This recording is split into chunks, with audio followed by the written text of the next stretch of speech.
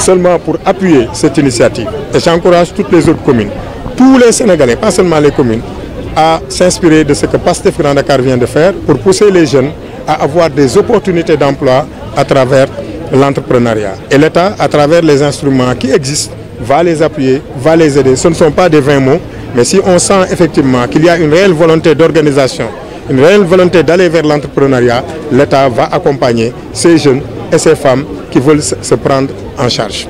C'est une coïncidence qui nous offre l'opportunité de parler aux populations, de leur demander de faire des sacrifices. Mais quand on demande aux populations de faire des sacrifices, nous ne sommes pas donc dans un état d'austérité. Non, au contraire, c'est un plan de redressement qui vise à permettre à l'État de trouver des ressources endogènes, des ressources internes pour pouvoir supporter le financement de notre économie.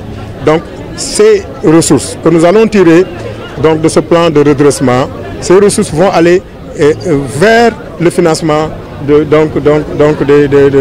d'aspects sociaux, le Premier ministre l'a dit tout à l'heure, la création d'emplois, la santé, l'éducation. Il y a énormément de secteurs pour lesquels ces recettes qu'on va tirer du redressement, il y a beaucoup de secteurs qui vont en bénéficier. Il y aura effectivement des sacrifices à faire parce qu'on a tenté d'asphyxier le Sénégal, mais ça n'a pas marché et ça ne marchera pas parce que nous sommes là depuis 15 mois et pourtant le pays fonctionne.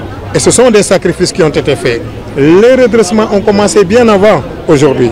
Mais là, c'est un plan que tous les Sénégalais doivent se partager. C'est la raison pour laquelle le Premier ministre l'a fait et nous tenons à le féliciter. Et féliciter aussi le Président de la République qui est venu lui-même appuyer cet exercice qui a été fait par le Premier ministre aujourd'hui.